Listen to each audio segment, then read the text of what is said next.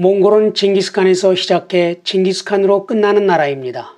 사실상 지금의 몽골 민족을 탄생시킨 주인공이 징기스칸이니 그럴만도 합니다.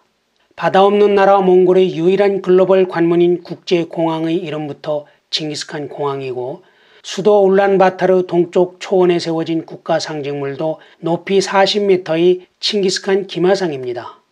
세계 최대 규모의 기마상이죠. 이런 몽골에서 징기스칸을 찾는 분들은 세계 최고의 정복 영웅 징기스칸이 거대한 성과와 겉모습에 쏠리는 경향이 있습니다.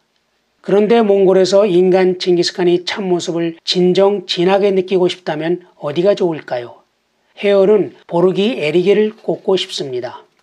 보르기 에리게는 10대 후반의 청년 태무진이 아내 버르테와 신혼을 즐기다가 메르키트족의 습격을 받아 사랑하는 아내를 빼앗긴 비극의 현장입니다.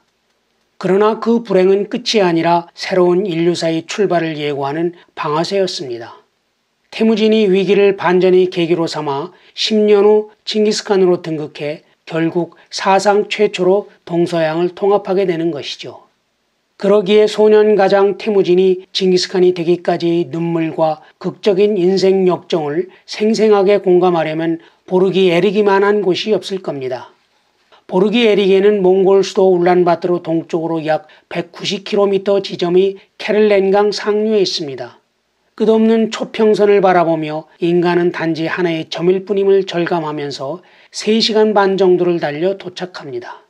그중 마지막 20-30분 동안은 울퉁불퉁한 비포장길이라서 대형 버스가 아닌 승합차를 이용해야 합니다. 보르기 에리게를 몽골 원어민이 발음하면 보르게르크 이렇게 옛날 우리 발음에서 사라진 여린 히읗 소리가 들리는데요. 보르기 에리게는 물안개 피는 언덕이란 뜻입니다. 서정적인 지명이 말해주듯 강물과 숲, 초원이 어우러져 그림처럼 아늑하고 아름답습니다. 거기에 절벽과 숲이 병풍처럼 받치고 있어 외부 공격에 대응하기도 안성맞춤입니다. 태무진이 풍수 지리는 배운 바 없지만 본능적으로 안목이 탁월했던 것 같습니다. 2009년 8월에 해열이 처음 몽골 탐사를 와서 보르기 에리게를 방문했었습니다. 하룻밤을 자고 새벽 4시 반에 일어나 강가로 나갔죠. 800여 년 전 메르키트족 전사 300여 명이 태무진을 습격한 시간대가 새벽 4시에서 5시 무렵이었거든요. 그때 보았던 보르기 에리게의 풍광이 지금도 눈에 선한데요. 정말 물안개가 모락모락 피어오르며 강물에 침식된 절벽을 감싸안고 절벽이 언덕의 초원에서는 말들이 밝은 달빛 아래 평화롭게 풀을 뜯고 있었습니다. 아내 약탈이라는 야만적 폭력을 전혀 상상할 수 없는 한 폭의 그림이었죠. 이번 탐사도 그때의 추억을 되살리고 싶어 새벽 4시 반에 일어나 길 밖으로 나갑니다. 그러나 아쉽게도 날씨가 맞지 않았는지 물안개가 보이지 않습니다. 대신 몽골의 멍멍이 친구들과 초원이 상큼한 공기 속에서 새벽 해돋이를 즐기며 800여 년 전 메르키트족 기마 전사의 기습과 태무진 일가의 도주로를 이리저리 상상해 봅니다.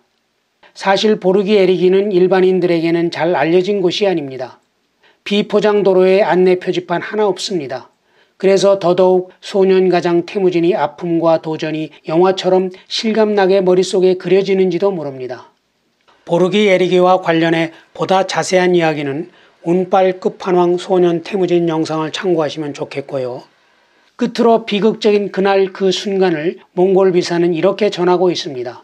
어느 날 새벽에 어슴푸레한 빛이 걷히고 날이 밝아올 무렵에 호엘룬 어머니의 겔에서 일하는 코가 그친 할머니가 일어나서 말했다.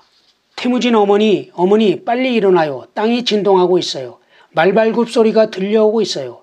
타이치오트 시족인가 봐요. 빨리 일어나요. 새벽의 습격자들은 타이치오트 시족이 아니라 메르키트 부족이었습니다. 과거 태무진이 아버지 예수게이에게 신부 호엘룬을 강탈당해 복수를 하러 온 거죠. 이때 태무진 일가는 어머니 호엘룬을 포함해 모두 12명이었고 말은 9마리였지만 씨말 1마리를 빼면 실제 탈 수 있는 말은 8마리였습니다. 남자 7명과 어머니가 말을 타니까 버릇에는 탈 말이 없죠.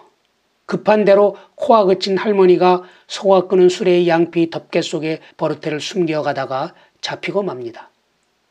그때 태무진은 타이치오트 시족에게 잡혀가 죽을 위기에서 기적적으로 탈출해 겨우 자립기반을 마련하고 신부도 얻어 희망에 부풀 때였는데 얼마나 실망이 컸겠습니까? 그러나 좌절을 모르는 태무진은 그 비극을 오히려 반전의 기회로 삼아 칭기스칸이 되고 결국 동서양을 아우르는 진정한 의미의 세계사를 열게 됩니다.